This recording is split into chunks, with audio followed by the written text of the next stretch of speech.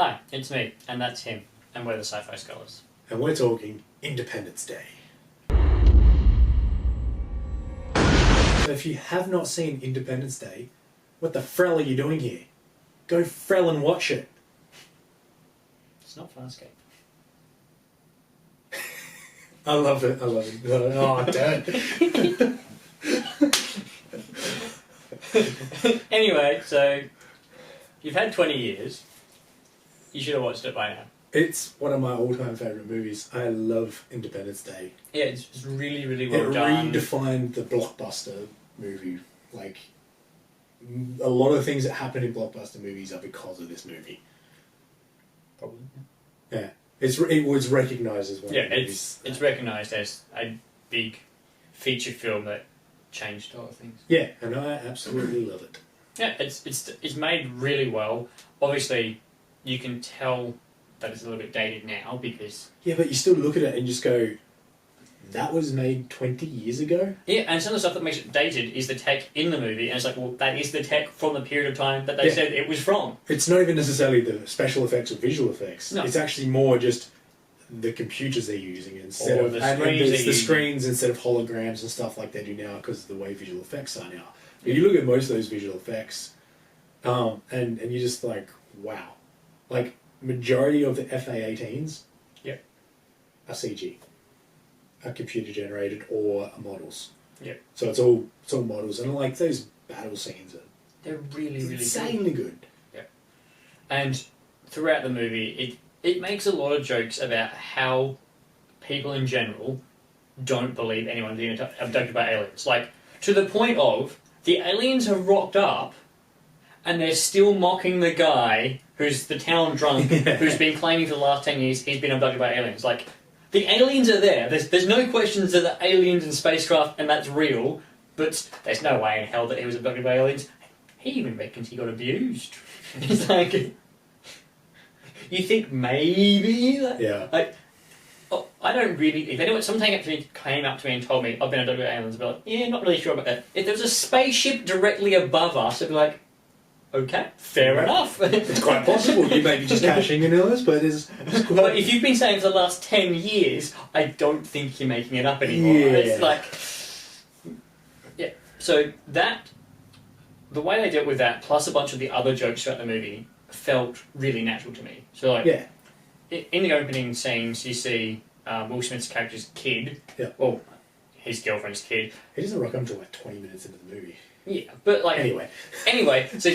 The kid's like running around the house. It's like, Mum, wake up! And she's like, no, go away. It's too early. But then Will Smith eventually gets up, and the kid's running around like, what were you doing? Shooting aliens. And he's like, yeah, whatever. Goes outside and sees everyone leaving. Looks up, sees the spaceship. The girlfriend comes out, and is looking at it as well. Then the kid pops out between them and goes, pew pew pew pew. Yeah. And it's like that scene I just really like because it's like, kid says he's shooting at aliens. No one believes him, and then he was. Yeah. White kids will shoot at everything. He got his toy gun and he was actually shooting at a spaceship. Like, that for me is really funny and I done. thoroughly enjoyed the humour throughout this movie, and I was reading a trivia thing to do with Jeff Goldblum, the Dean Devlin, the guy who wrote it and producer, was saying that apparently more than half of the scenes Jeff Goldblum had with Will Smith were all ad-libbed. Yeah. And also with Judd Hirsch, who plays his father, like the two, when it was just the two of them, I believe, like just the two characters. Apparently more than half of those scenes were ad-libbed. I'm like, that's pretty cool, because I felt that was really funny. There was a really funny dynamic between both of them. I prefer the dynamic with Will Smith. That dynamic was really cool. Very polar opposite. Really entertaining. Yeah, with the dad had some great like jokes and stuff as well, like, you punched the president. He wasn't the president at the time. You punched the president. And just wouldn't let it go. Yeah. Or like, he's driving at 80 or whatever, and he's like, go faster. And then they started arguing, like, don't want to argue, let's just get there. I was like, we're the only schmucks going into Washington, everyone else is leaving. just the way he says things. And when he actually gets in the White Office, he's like, famous people have been in here. And then he's kind of just walking around like almost practicing how he's going to introduce himself. And then the whole thing of like, so Jeff Goldblum's character like gets his ex-wife's phone number and calls it. He's like, you can do that? He turns to his dad, who's been giving him shit for ages, but only being a cable repairman. He goes, yeah, all cable repairmen can do this. And it's like, yeah, screw you, Dad. Yeah, I absolutely love this movie. I can't. It's probably one of the first big blockbuster movies I ever saw, and it was. I mean, I was only 6 when it came out, but I remember distinctly watching it. I don't know how old I was, but I remember watching it a fair few times. I've seen it many, many times, and it's probably one of the movies that made me fall in love with sci-fi, I reckon, too.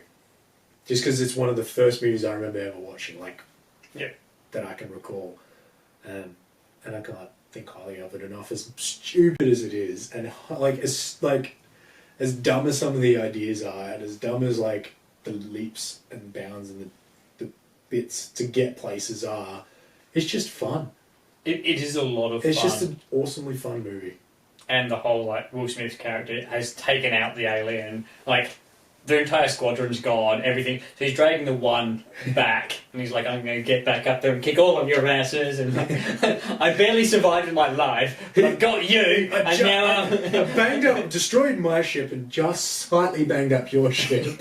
And I'm the man! And then he's dragging him along, like, dragging your stinky ass across the desert. What's funny about that scene is they shot that in Mexico. Mexico? New Mexico? New Mexico, yeah, New Mexico. in the US, yeah. On those salt planes, and apparently there's like a fish that dies and then goes and then in certain wind blows up there because it takes ages and so it starts to stink. But nobody told Will Smith that, and so he ad-libbed that because he's just getting sick of the smell. so that line about him dragging his stinky ass around was it's really funny. It's like, and then it's like, oh, I saw a base over here, which in the movie they've already said is basically Area 51, the secret base. It's like, it's not the map. It's like, well, I freaking saw it from the sky. We're going there anyway. And when they get there, he's like, where should I come here. That is my authorization. They're like, he's like, or I can just leave it here with you. He's like, no, hell no, go over there. Yeah. I don't want to deal with this shit. So, and the president's speech just before he jumps on a plane. That is one of my all-time favourite speeches. In movies. Yeah. Probably in real life as well. Yeah, in real life as well. But I just love that speech. Like, just the way he delivers it. Like, even the start where he's like, good morning.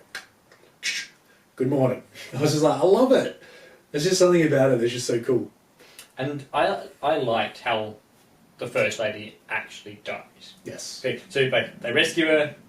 It's like, oh, they've saved her. It's nice and sappy. No, they just brought her to see her family say goodbye. Which is still sappy, but like, hey, too bad. She's dead. Yeah. She seems to be the only main character that dies, really. Except for the crop duster guy. Yeah. He suicides into a spaceship. And reveals how to destroy the spaceship. I'm home! I love that. Remember me, guys. I think it's pretty much safe to say that I love everything about this movie. It's a really good movie, and it stands the test of time. Like, it's not like those movies we see. Damn, my audio died. I think. Yep. Damn. Okay, so the audio went bad and I apologise.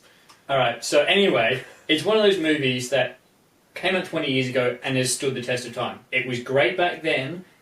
Watching it again doesn't disappoint. Definitely.